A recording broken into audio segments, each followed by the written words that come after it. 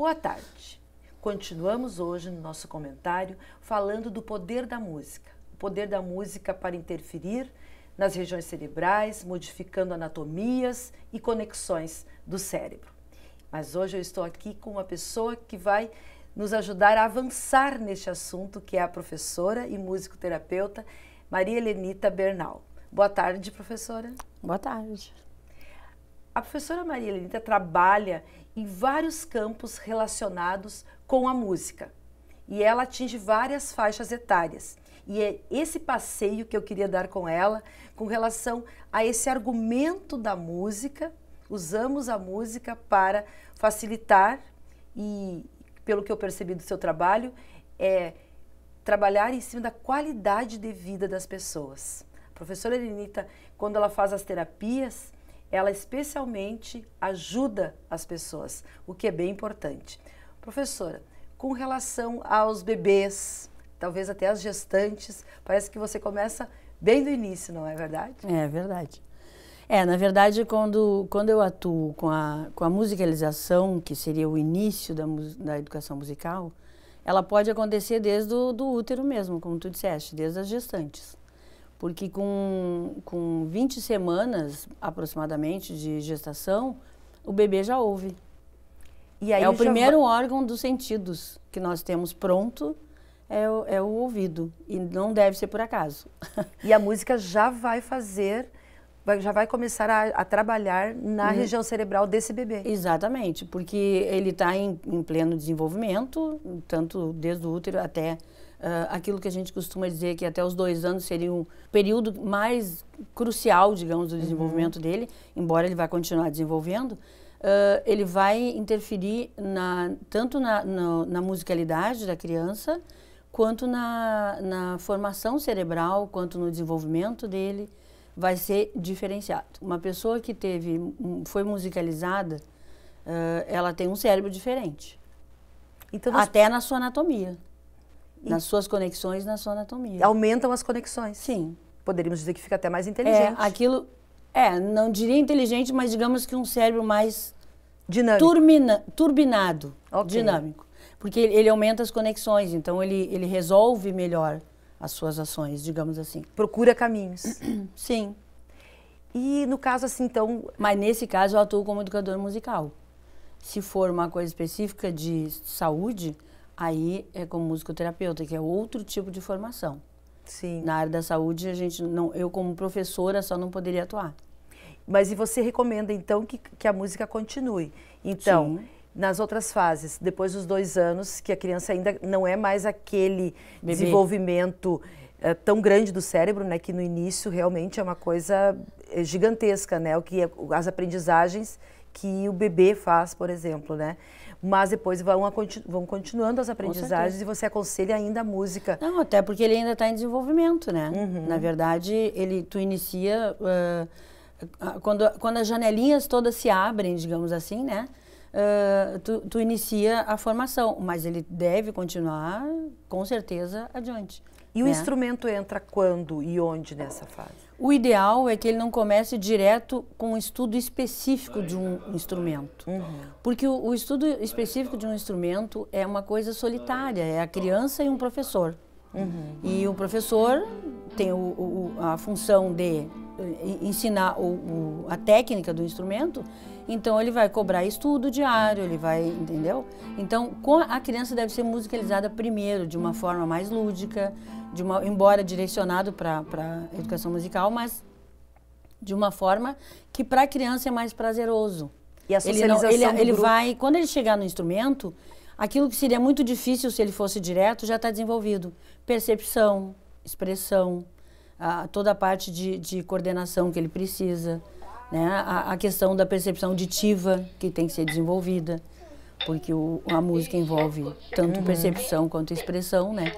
Então, isso já se torna tudo muito fácil.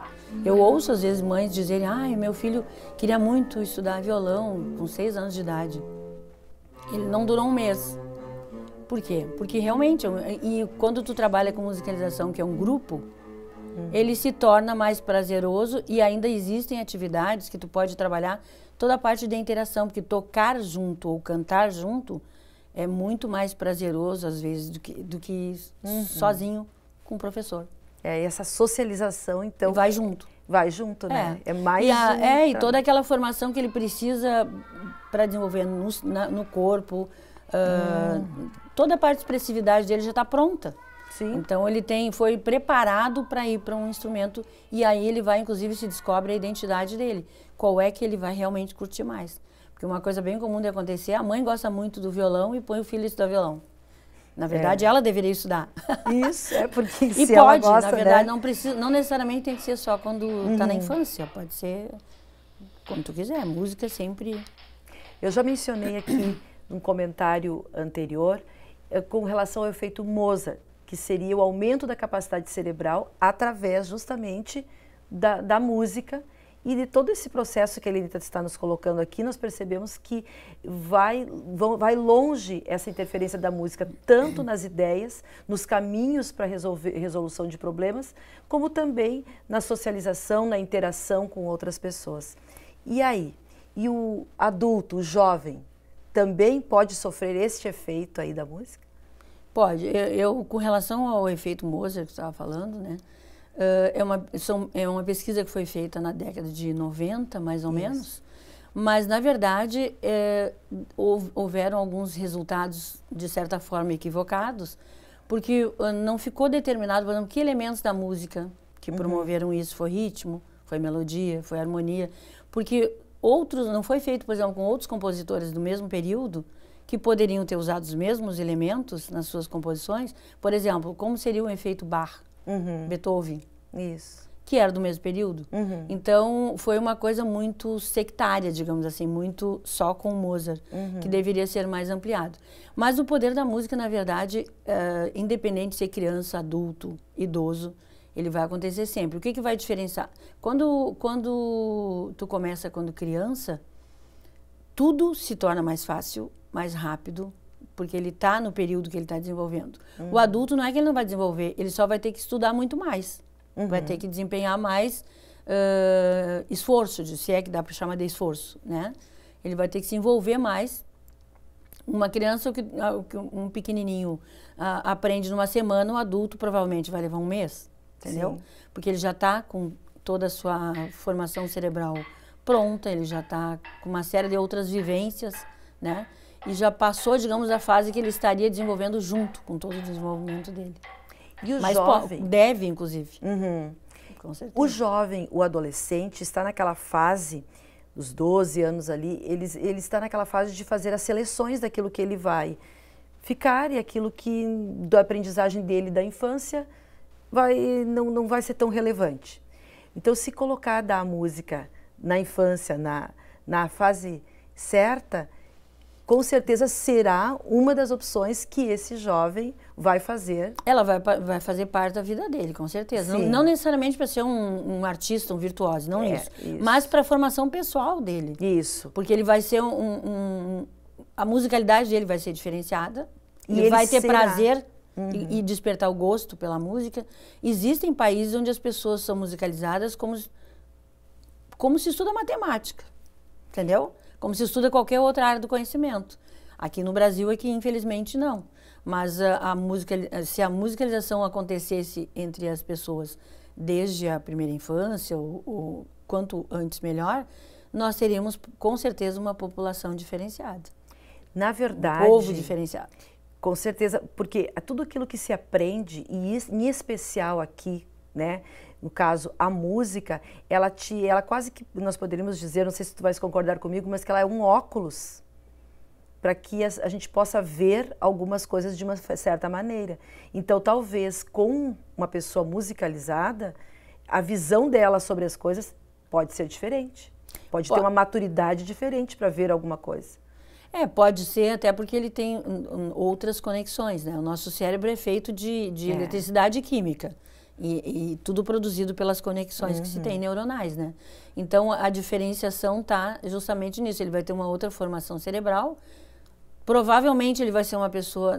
Talvez a gente não tivesse num mundo tão violento como nós estaríamos hoje. É onde eu queria chegar, né? Contigo, justamente. Provavelmente porque a sensibilidade dele seria outra, sem falar no restante. Mas os pontos de começa vista, né? A música vai interferir em tudo isso e isso vai mover a pessoa nas ações. Sim, e aí exatamente. vai chegar justamente aí. Então, vale a pena.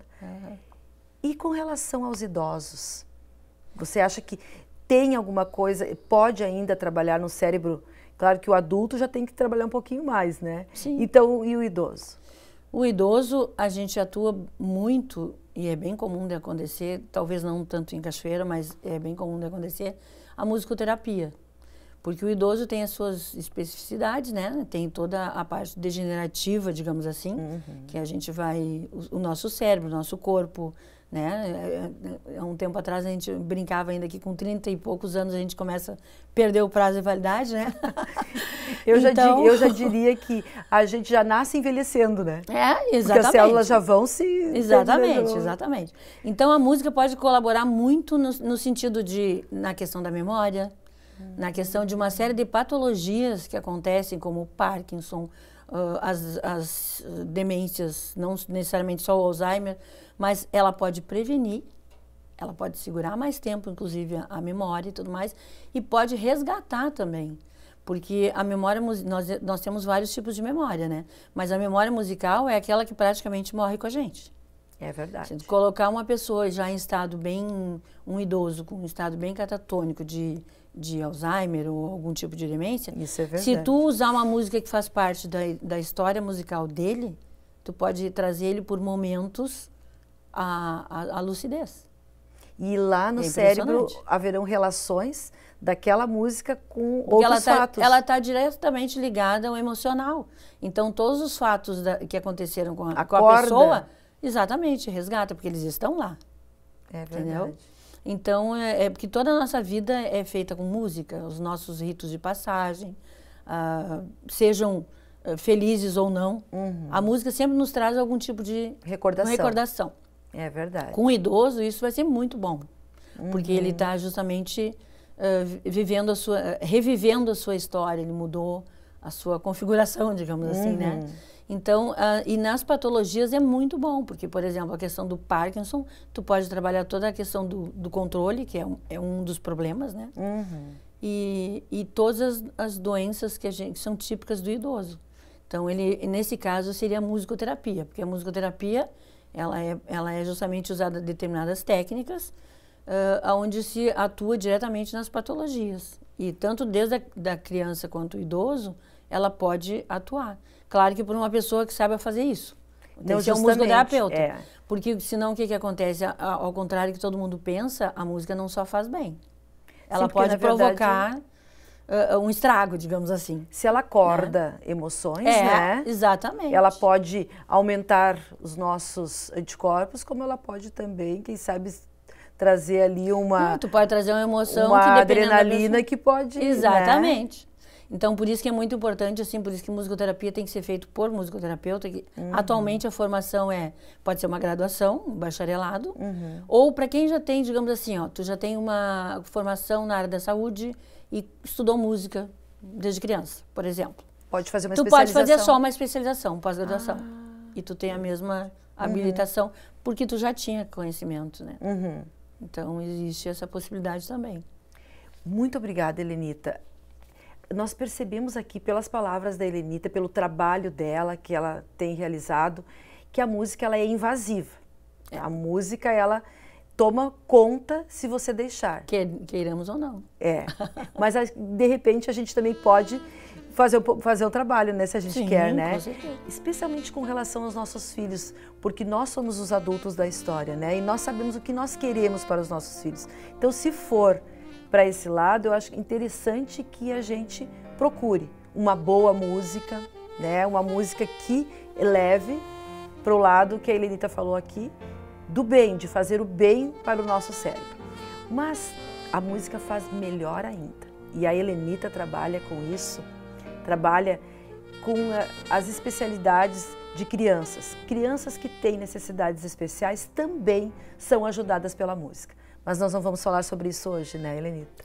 Vamos deixar que nós queremos conversar sobre isso num programa especial, Então, no nosso próximo encontro, a Helenita vai estar conosco de novo e nós vamos ter mais pessoas que são beneficiadas pela música de uma maneira muito prazerosa e muito eficiente. Helenita, muito obrigada pelas tuas palavras aqui.